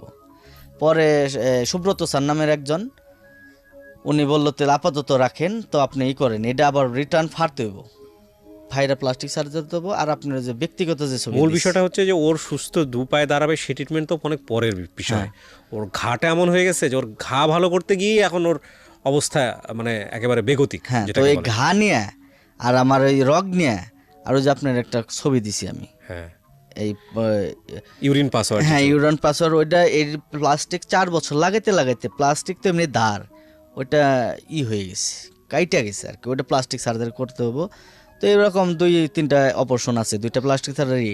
তো মোটামুটি ডাক্তারের কাছে এতদিন ধরে যে অভিজ্ঞতা হয়েছে, এতদিন ওইভাবে অ্যামাউন্টটা মোটামুটি মনে করেন যে পারতাছি না আমি, কত লাগবে এটা এখন শিওর দিতে পারতাছি না, কিন্তু তাগো টার্গেট এটা একটা বড় অ্যামাউন্টই লাগবে যেটা মনে হচ্ছে কথা শুনে, কিন্তু তাগো টার্গেট অনুযায়ী মোটামুটি 6-7 লাখ লাগবে। এখানে একটা বিষয় খেয়াল রাখবেন। জি বলেন।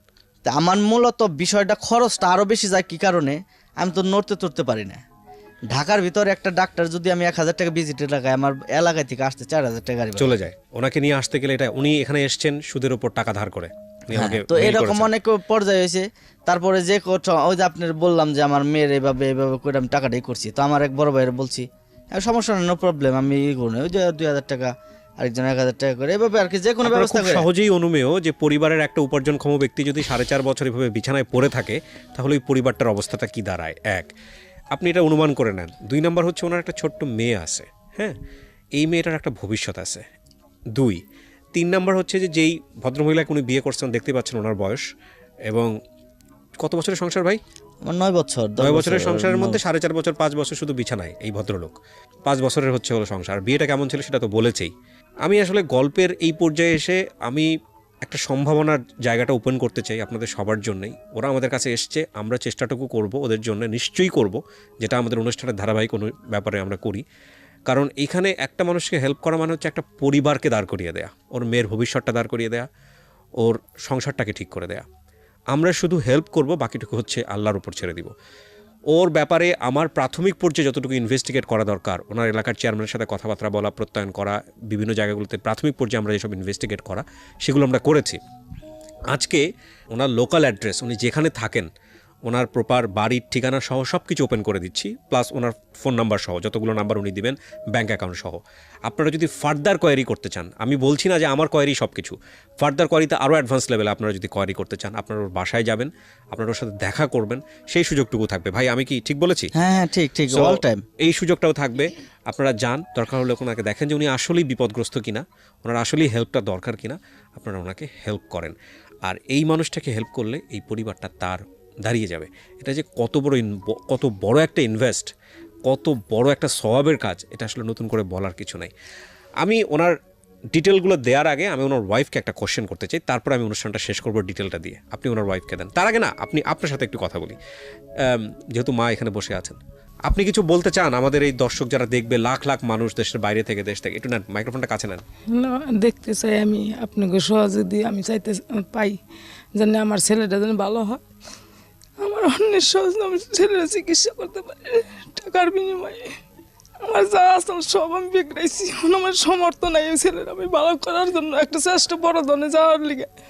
তাই আপনার কাছে আইছি, আপনাকে যা মহব্বত লাগে তাই আপনি করবেন। আপনার এই দেখলাম একটু আগে ভিডিওতে, আপনি ওনাকে ধরে বিছানায় তুলতে তোলেন, এইভাবেই করেন? 4 বছর ধরে পেশাব করে, পায়খানা করে সব ফেলে, এরকম বসের পোলা ঘরেতে আমি কেমনে থাকা পারি? আমার ওর দেখলে আমার মন ঠিক থাকে না। আপনি দোয়া করেন, আপনার দোয়াই সবচেয়ে বড় কিছু। দোয়াই এই পর্যন্ত আছে বাবা। আপনি দোয়া করলে আল্লাহ কবুল করবে, এর চেয়ে বড় কিছু নাই, মায়ের দোয়ার উপর কোনো কিছু নাই। আর আপনার ছেলে ভালো হয়ে যাবে ইনশাল্লাহ, আমরা আছি তো সবাই মিলে। আপনাকে দোয়া, আল্লাহর দোয়া। জি জি, আপনি দেন আপনার হ্যাঁ বউকে দেন। আপনি বলছিলেন যে আপনার মা এবং বউয়ের মধ্যে খুব ভালো সম্পর্ক, বন্ধুর মতো সম্পর্ক। আপনাকে একটা প্রশ্ন দিয়ে শেষ করি, কি নাম ওনার? মনি। মনি। মনি, যদি কখনো এরকম হয়, আল্লাহ না করুক, আমরা দোয়া করি আপনার হাজব্যান্ড ভালো হয়ে যাবে, যদি কখনো এরকম হয় যে এর চেয়ে পরিস্থিতি খারাপ হয়ে গেল, স্বামী স্ত্রীর যে সম্পর্কটা সেটা তো একটা সংসারের জন্য অনেক গুরুত্বপূর্ণ, এবং একই সাথে আপনি ওনাকে স্বাভাবিকতার জায়গা তো অবশ্যই নাই, অন্যরকম একটা সাপোর্ট দিয়ে যেতে হচ্ছে। এইরকম একটা অবস্থায় উনি যদি আর কোনো দিন ভালো না হয়, ধরেন আল্লাহ না করুক, আপনি কি করবেন? না স্যার, আল্লাহ যতদিন রাখছে থাকবে, আমি পাশে আছি। অনেক মানুষ অনেক কথাই বলে, কিন্তু আমি ওটা গুরুত্ব মনে করি না। আমি যা সব কিছু তো আল্লাহর ইচ্ছা, তাই না? উনি রে থুয়ে গেলে কি আমার কপালে সুখ আসবে? আসবে না। কিন্তু আমি চাই না যে যতদিন আছে আমি ওর সাথেই থাকবো। ইনশাআল্লাহ, মাশাআল্লাহ, আমরাও সাথে আছি। আমরা কি নাম বাবা? মাইমুনা ইসলাম রীতি। ময়মিনা আসলাম রীতি। মাইমুনা ইসলাম রীতি। রীতি, ও বোধহয় আপনাকে সুস্থ দেখেনি না? ওর হ্যাঁ, সুস্থ দেখছে। ওর কষ্টটাই বেশি। ও 2.5 বছর পর্যন্ত। তাক, আপনি কাঁদেন না, ওর কষ্ট পাবে। ওর জিনিস দেয়া পাশের রুমের আরো 2টা বাচ্চা মানুষ হয়েছে, তখনও বুঝে নাই। ও এখন বুঝে। ওর নিয়ে আমি টিভি দেখি না, টিভি দেখলে একটা কাপড় চোপড় পছন্দ হলে কয় আব্বু তুমি আমার মার্কেটে নিয়ে যাবে। আবার পার্কে গেলাম, আপনার এই ভিডিওগুলো ও আমার সাথে সাথে দেয়। ওই যে মামুনের ভিডিওটা দেখলাম, বালিতে কুকুর দৌড়াইতেছে, বিড়াল দৌড়াইতেছে, আমার বাচ্চার ভিডিওটা। ও কইতে যাবো, আমরা বেড়াইতে যাব না, তবে আমার নিবেন আগে হোন্ডা দিয়ে ঘুরতা। এই জিনিসগুলো সবচেয়ে দিয়ে হয় আমার লেগে। আমার মেয়ের ভবিষ্যৎ নষ্ট হয়ে গেল। কিচ্ছু হবে না ইনশাআল্লাহ। কারণ আমারে ভালো রাখার লেগে আমার ভাই, বাবা, মা সবাই সাপোর্ট করে, শুধু আমারে হাসি খুশি রাখার লেগে। আর একটা জায়গায় বসে থাকলে এমনি মেজাজ খারাপ হয়ে যায়, রাগ করি, কেউ কিছু মনে করে আপনি না। অনেক সৌভাগ্যবান ভাই, আমি আপনাকে কথা বলি, আমাদের হয়তো অনেক নেগেটিভ বিষয় আছে এই ভিডিওতে। সৌভাগ্যবান কারণ আপনি এত বড় একটা পরিবারে জন্মগ্রহণ করছেন, সবাই আপনার পাশে আছে। আপনার ভাইরা কিন্তু আমরা ভিডিওতে আনেনি, ওনারা কিন্তু নিয়ে এসছে আপনাকে। আমার ভাইগুলো আর ওই যে পাশের যে ছেলে মেয়েগুলা, আপনার মা এবং আপনার আমি ওর কথা না বললে নয়, এভাবে বললে পরে আরো অনেকের কথা বলা যায়।